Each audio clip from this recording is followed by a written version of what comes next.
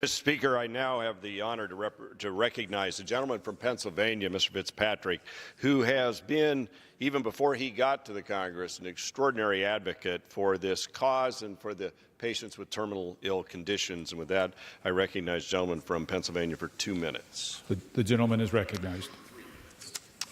Mr. Speaker, I want to thank Chairman Walden, Mr. Burgess, Mr. Griffith, and my friends Andy Biggs and Senator Ron Johnson for the resolute commitment to see right to try brought to a vote today. Mr. Speaker, each year, thousands of a terminal illness.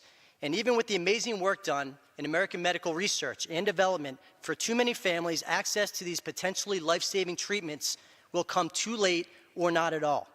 And as their representatives, we should each endeavor to support these individuals in their time of need, as well as support new pathways to potentially life-saving treatment. That is what Right to Try is all about. As the chairman indicated, 38 states have passed this bill with near unanimous bipartisan support. And a version of this bill unanimously passed the United States Senate. However, we know Congress cannot legislate miracles. That is why, when talking about Right to Try, we are careful not to represent it as a cure itself. The reality is that while passing this measure is a step, the families and advocates we have worked closely with for years know that Right to Try isn't a guarantee. It's about protecting hope and protecting opportunity.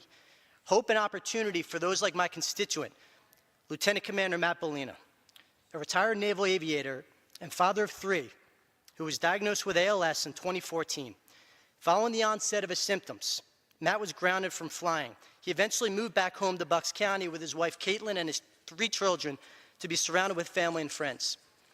Although this disease stopped Matt's military service, he quickly picked up the fight with his new battle, involving himself in the ALS community and becoming a street for Right to Try legislation.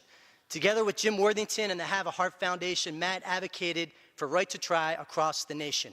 While the FDA has a program that allows terminally ill patients to apply for early access to promising treatment, Right to Try is needed because the FDA's compassionate use process doesn't help enough people. Only about 1,200 people a year can make it through the current time-consuming and expensive application process. Comparatively, Mr. Speaker, in 2014, more than 12,000 people in France were using investigational treatments through that government's equivalent program. If a country with 1/5 of the population of the United States can help 900% more people, the FDA program clearly is not working. This bill does not gut the FDA or fundamentally change the relationship between doctor and patient. What it does is give Americans facing a terminal diagnosis a new pathway for treatments undergoing clinical trials. I want to read something in closing, Mr. Speaker, that I received from Matt Bellina, who is with us today. This is a quote. "Please let them know that I have had ALS too long to meet the exclusionary criteria for any promising trials. No drug company will offer me treatments under the current EAP guidelines. 2 reputable companies have already indicated that they would try to treat me under the rules of this bill. A vote against this is essentially a vote to kill me. It is a vote to make my wife a widow and leave my boys fatherless. I can't stop anyone from voting that way, but please ask them to have the respect to look my family in the eye when they cast that vote."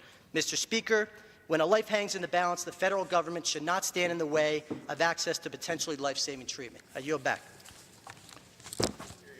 The gentleman from Oregon reserves.